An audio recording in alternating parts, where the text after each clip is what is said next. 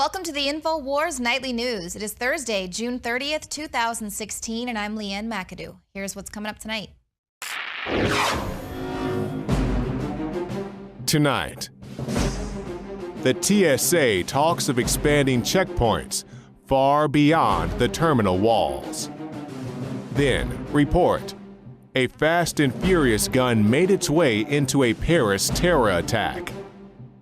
After that, the FCC warns of new internet regulations. And the Attorney General meets with Bill Clinton, even though Hillary is under investigation.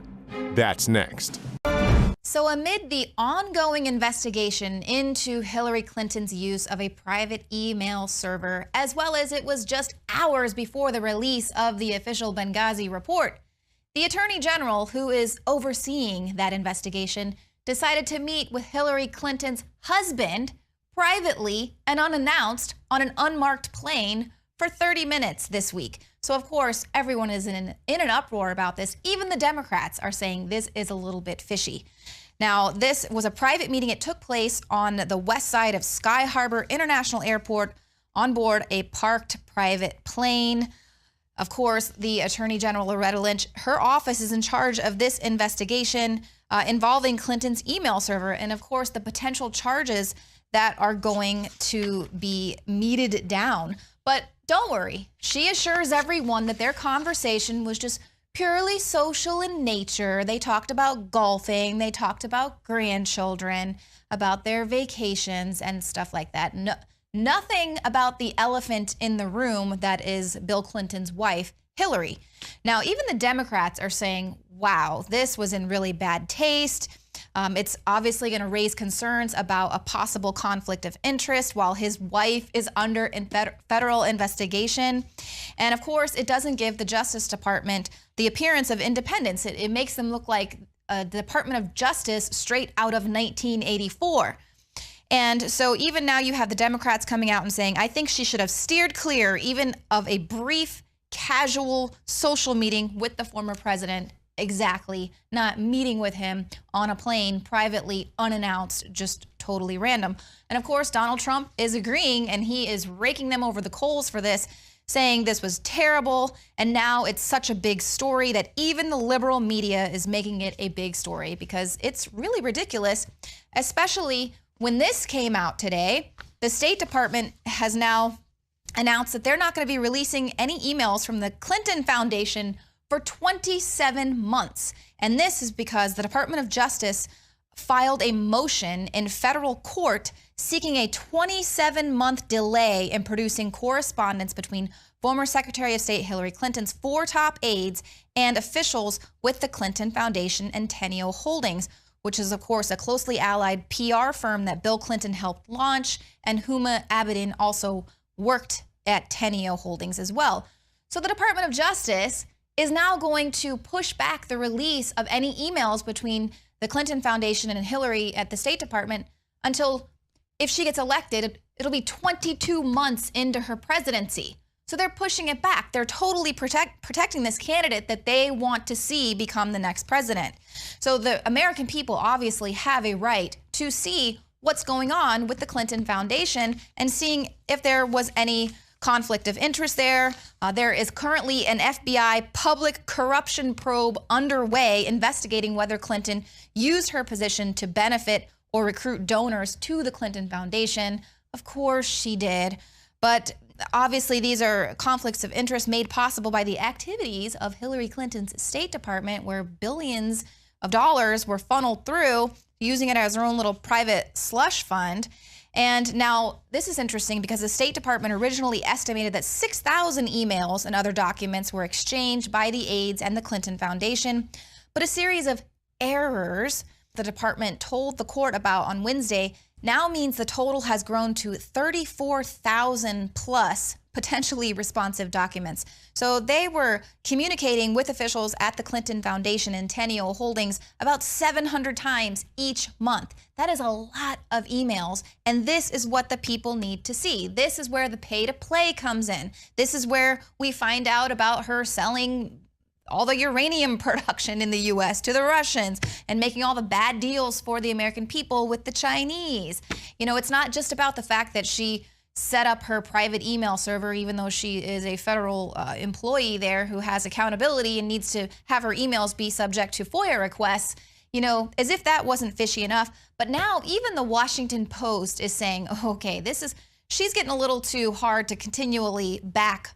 They say Hillary Clinton's email story continues to get harder and harder to believe. Indeed, I'm surprised it's taken them this long to finally admit that their accountability, their journalistic integrity is being questioned by constantly backing her when it's just blatantly. So on Monday night, the AP published a piece noting the release of an additional 165 pages of emails that Hillary sent from her private email address. So these were emails that hadn't been previously released, and they were only made public because of a court order in response to a FOIA request. And the only reason they were able to request this is because they were able to say, okay, well, she doesn't have an official email, but we want HRC, anything that includes Clinton mail. So they had to do a little digging and find this out because the State Department didn't provide it to them. So you'll recall that Hillary Clinton said she turned over everything to the State Department. And that was something she came right out and said, but that was just one lie that has been busted here with this latest release. So initially she said that she set up a private server out of convenience. She didn't want to have to carry all of these devices. It was purely personal. But now these emails show, she says, I've just realized I have no idea how my papers are treated at state. Who manages both my personal and official files? I think we need to get on this ASAP to be sure we know and design the system we want. That sounds a lot more like an active participant in setting up this private email server, not as if she just was listening to what her IT guys told her would be more convenient with everything. So this is a much more active agency than Clinton has previously let on. Like she said in some other emails that weren't released to the state, she wanted to make sure that her personal and work emails never got mixed up. And so it just lets people know that she was far more engaged with how it all should look to the government. And the fact that the Department of Justice is going to back her until after the election is just insane. The American people need to call them out on this. But of course, we've got the federal regulations of the internet coming our way. Now, they'll protect Hillary Clinton, but you and I, our freedom on the internet is absolutely, once again, at stake here. And this warning is actually coming from the FCC and FEC commissioners. They're saying this is so bad. Federal regulations of the internet are coming. Of course, Matt Drudge warned about this when he was here in studio.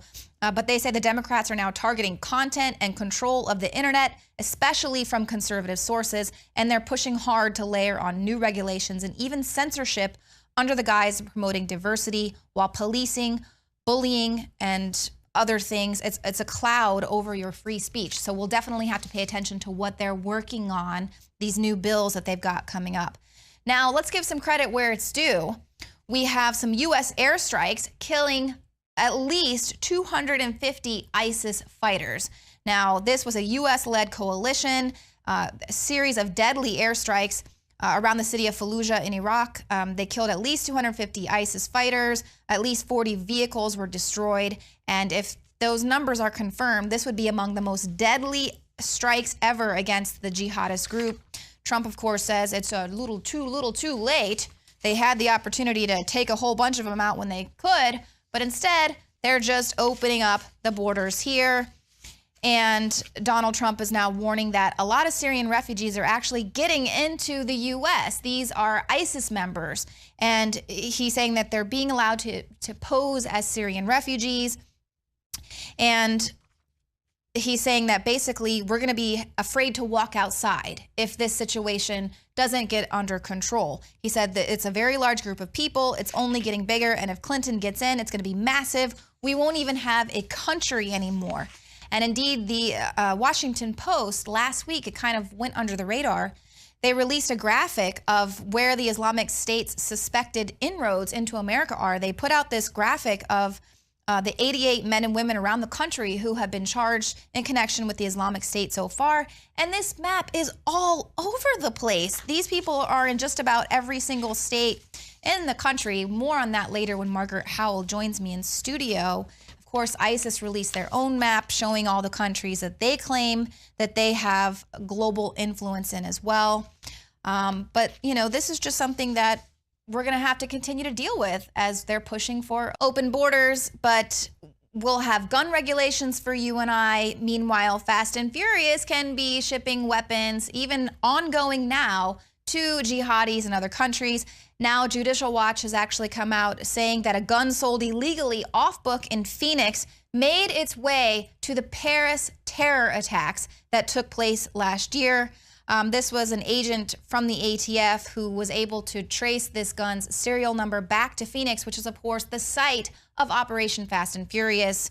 Now, the Phoenix gun owner who the weapon was traced back to had 2 previous federal firearms violations, one for selling a weapon illegally and one for possessing an unregistered automatic weapon.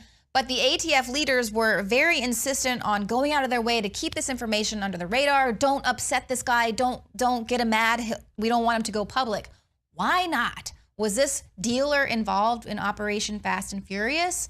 Now, we had Lieutenant Colonel Matt Smith-Meck on the Alex Jones Show earlier this year, and he said this is absolutely ongoing, and Fast and Furious is being used to get weapons into the hands of terrorists. What I would speculate is dovetailing on what Tosh Plumlee has been on your program before and talked about. This is I think, part of a much larger international gun running operation. As a matter of fact, a person in Congress had asked me to ask this central character, this integral figure that still is trying to help the Terry family, congressional oversight, that you have a nexus between Fast and Furious, and if not Benghazi, at least the Middle East. We know from accounts from the folks who were actually involved with running these weapons in September of 2010, weapons separate from what we would call Fast and Furious were run down to Mexico, down to a town in Mexico, Caborca, actually, met with an international Middle Eastern arms dealer and en route over to the Middle East. This happened at least 3 times, again, starting in September of 2010, and I think of great import is a Moroccan DST commander. Their DST is their internal security forces. On 16 October 2010, reported to his supervisors that Fast and Furious weapons were in the Kingdom of Morocco en route to arm the rebels in Algeria. So here we have now a nexus from weapons going across the southern border into Mexico, and then from there going out to God knows where. Wow. And I know some of the NATO sources, the Plumlee and others, have said that. And then so much of what Plumlee said 3-4 years ago has come out and been exactly true. We now have so many of the heroes that survived, who were on the ground, who got the sat phone calls from the State Department, from orders that no, the Secretary says stand down. And we have them now on Fox News, basically exposing what Hillary's done. And we know that there's a conduit basically fencing the guns through Mexico and then out to the Middle East. Simply amazing. And then you're breaking down intel with all your sources that it's still going on. That is mind-blowing. I mean, I know you're here talking about it. I know Breitbart's reported on some of this. What can we do as investigative journalists out there listening, myself included, to draw more attention to this? I mean, what's the bottom line narrative? I mean, this just sounds like outrageous tyranny. It's not just going to drug cartels. Now it's going to ISIS and Al-Qaeda, Stinger missiles out of Benghazi. We know that now. I mean, when I was told that by Colonel Schaefer 3-4 years ago, I couldn't believe it. I mean, he got in trouble for saying it on air. It's been turned out to be true. I mean, I believed him. It was just unbelievable. And then now we got it from all these other sources. I mean, the military knows about it. How do they get away with this? Boy, sir, it's as Lenin said, any lie told big enough or often enough is believable. And I think people are hoping the American people just forget about it. We have a short attention span, unfortunately. But for me, it's very personal in that, Brian, besides being a Border Patrol agent, was also a former Marine. I'm a former Marine. We do not let Marines stay on the battlefield, whether it's their body or their reputation or their soul. So for me, it's personal. And what I would say, sir, we have made contact with Tristan Levitt at House Oversight. with Jason Foster and Senator Grassley's office. And unfortunately, you know, and I'd like to have, you know, certainly Kent come back in here. Those folks, the Terry family, Kent in particular, not even, you know, getting the courtesy of return phone calls. Amazing. Stay right there, sir, because you make a good point. You can